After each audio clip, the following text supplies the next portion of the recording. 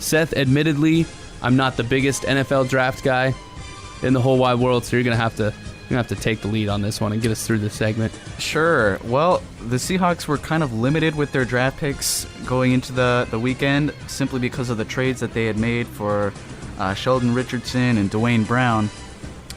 So what they did with their first-round pick was they ended up trading it for a later first-round pick in order to pick up, I believe it was a third and a fifth-rounder. Their first-round pick, they took a running back, Rashad Penny, from San Diego State. I don't know if you guys have heard much about him, but he seems kind of like a hybrid back. I saw mixed reviews on Twitter. Like, he wasn't necessarily one of like those big name running backs that were in this draft class, but I mean, obviously the Seahawks were pumped about, like, that's the other part of it. Like, you have to read all these quotes from head coaches and GMs that are like, oh, we love what we drafted this year. Like, yep. No way. You do? Like they would say anything else. That's another turn off. But anyway, yeah, seemed like he was kind of under the radar for most people, but they took him and they were pleased with it. I believe he was actually 5th all-time in FBS rushing in all-purpose yards, so it was a pretty solid quite number. Impressive numbers. Yeah.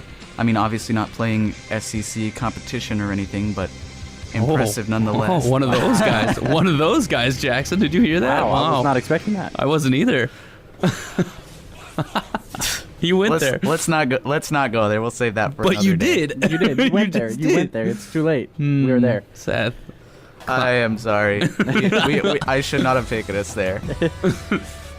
Well, so it obviously fills the needs for the Seahawks. They Yes, need help in the running game, and someone to actually carry the football is a good start. They do, especially after losing a couple of their running backs to free agency, Thomas Rawls and Eddie Lacy. Not that I was ever a fan of him, Yeah. if you'll recall from the fall. I can't believe you mentioned his name. Seth, big Eddie Lacy hater. Wow. Huge. He was trash. Wow, he's bringing the heat today, Jackson. Let's just get out of his way. Well, what else you got for us, Seth?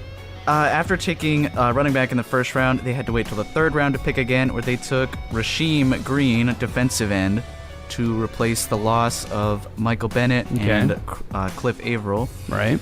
Fourth round, they took a UW player, tight end Will Dissly, probably to fill that role of Luke Wilson and Jimmy Graham. Oh, they're both gone. I forgot ends. both of them were gone. Yeah. Yes. I actually did. Yeah, that's Seahawks significant. have a lot of holes they had to fill this draft. Significant. And, of course, Dissly, the book on him, says that he's, a pass blocking, or not a pass block, a run blocking tight end first, more so than a pass catcher. So they took the running back and the blocking tight end. Safe to say they're going to run the football? Seems like they're trying to make that statement that they're going to get back to running the football more. Mm-hmm. Their first fifth-round pick, they took the twin of Shaquille Griffin. They took linebacker Shaquem Griffin. Probably the most heartwarming pick in the entire draft. If you guys know much about him, he has only one hand. Yeah, has a disability, and of course, him and his brother, extraordinarily tight. Yes. Of course, they are twins, like you said, but, Shaquille turned down bigger schools than, University of Central Florida, where they both played, and like I said, Seth, the reuniting of the Griffin brothers stole the draft as far as the headlines and everything like that. I mean, this was, like I said, a very heartwarming moment. Do you have any? I mean, he tested, did Shaquem Griffin at the combine way better than people thought that he would. Yes. He was among the best. So, do you think that it was kind of a wow? He had his best performance ever that day, and got into the heads of people? And do you question it as a football move? I guess is what I'm saying. Do you think they went after the story, or do you think that this is a legitimate need, and he's a legitimate player in the NFL? I think the Seahawks have enough needs to fill that they wouldn't risk taking a guy if they didn't think that he could play at the NFL level. Right. Yep. It's not like the Major League Baseball draft where there's 40 rounds and the Mariners can take Ken Griffey Jr.'s football-playing son Yeah. Yep. in the 24th round because it's cute, right? They can't afford to waste a pick. Jackson, you have thoughts on the Griffin twins? Yeah, so he's a freak of nature athlete. He's like, it's just stupid. Like, his numbers are off the charts right. for a defensive alignment. He was running he ran the same 40 time as his brother, who's a corner. Yeah. That's stupid at He's 227 pounds. He's at least 30 pounds heavier than his brother Yeah. too, right? Like it's crazy. Yeah. It's crazy what he did at that combine to definitely get the attention of everyone. And yet he still fell to fifth round. I don't know if he Yes. fell or not. I think that they had to like look at him as a player and that kind of like almost put the draft numbers and what he did athletically aside and kind of, because if that's, so the 40 time pops off, right? They were expecting him to run like a 4.5, this being Shaquem Griffin, Yeah. right? A 4.5, which is what he's ran before. And then that day he runs a 4.3. You got to assume he's more of a 4.5 40 than a 4.3 40 because he's ran the 4.5 probably more times than he's run the 4.3. Fair or foul? Like, Yeah, I think that's fair. yeah. So, anyway, a classic story, right? I think he's also a guy that, because of the disability that he has, might have kind of that chip on the shoulder that the Seahawks love to have with their players. Mm-hmm. So I think he definitely fits the Seahawk mold. Mm-hmm. Yeah, that seemed that throwback to the 2011, 2012 drafts of guys with chips on the shoulder, i.e. Rashad Penny, not a SEC guy. Oh, yeah, you chipped him. You chipped him, Seth. You did it. And so, and with Griffin's pick, too, it seems like a lot of guys who people overlook. Sure. In the later half of the draft, the Seahawks nabbed Trey Flowers, a cornerback. Then they took a punter, Michael Dixon. This is an interesting one. This is one worth conversation. Seth, what do you think about the punter? I understand John Ryan's getting older. You, at some point, are going to need to find his replacement. But trading up to draft a punter when you have this many needs on your team, I don't know if I like it. They needed to save money. And that's essentially why John Ryan's run with the Seahawks will be over at some point. They have to see how well this punter, what's his name again? I don't even remember his name. Michael Dixon. Michael Dixon from Texas. I know he's from Texas. I know he's a punter, but I just didn't know what his name was. Regardless, they got to see how Michael Dixon can play as a punter and then save a couple $1 million by getting rid of John Ryan. That's true, but that's what this is. They didn't trade up for a punter. They traded up to save money. You could do the same thing with other positions, too. Draft a younger guy who's going to be on the rookie contract. It didn't have to be a punter. Right, but what money... It did because John Ryan's own...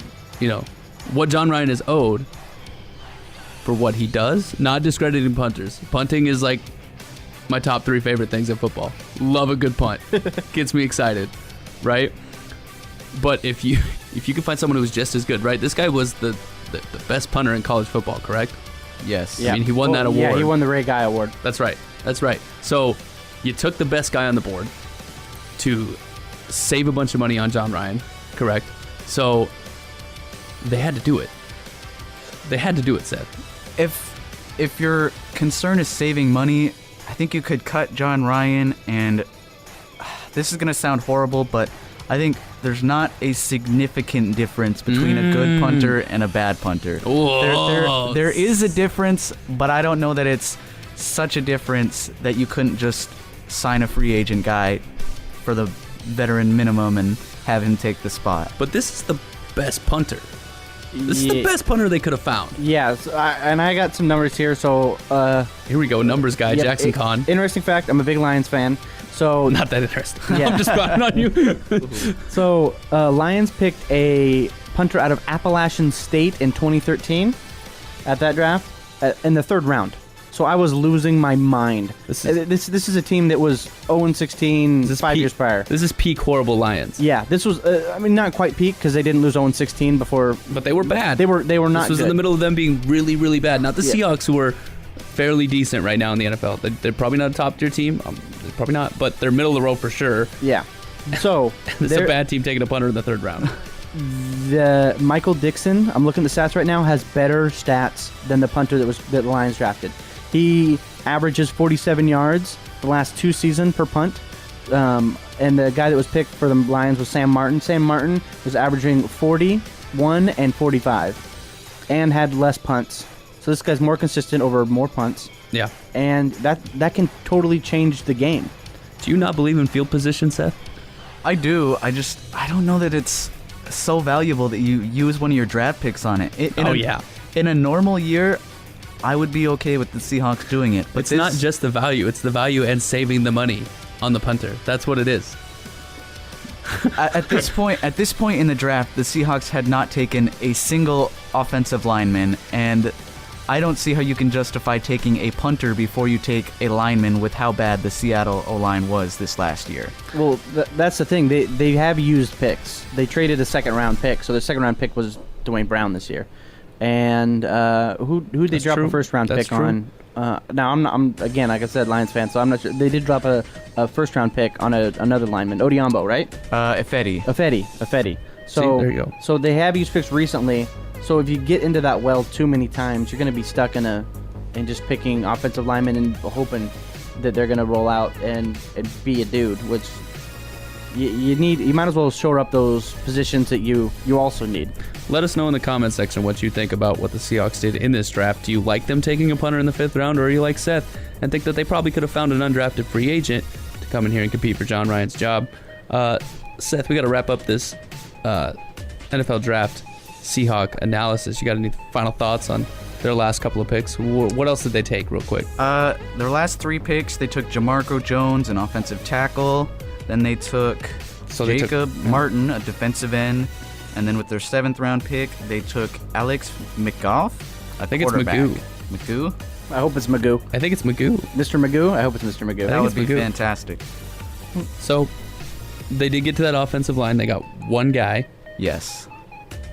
But they waited till the 6th round to do it. Yeah, I think it's a theme. I think it's a part of their philosophy is to gamble, trust that your quarterback can run around and get away from it, trust that your running back can find the right hole even if it's not the right hole for the play that is called.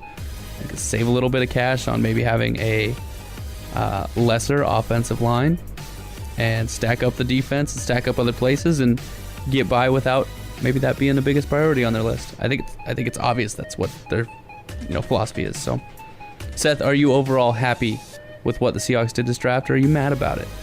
Give us your honest opinion. I'm a little disappointed because I don't think you can afford to be taking a punter and a quarterback in a draft after you lost 3 or 4 all-star players this offseason, and you were already lacking depth at some of those positions.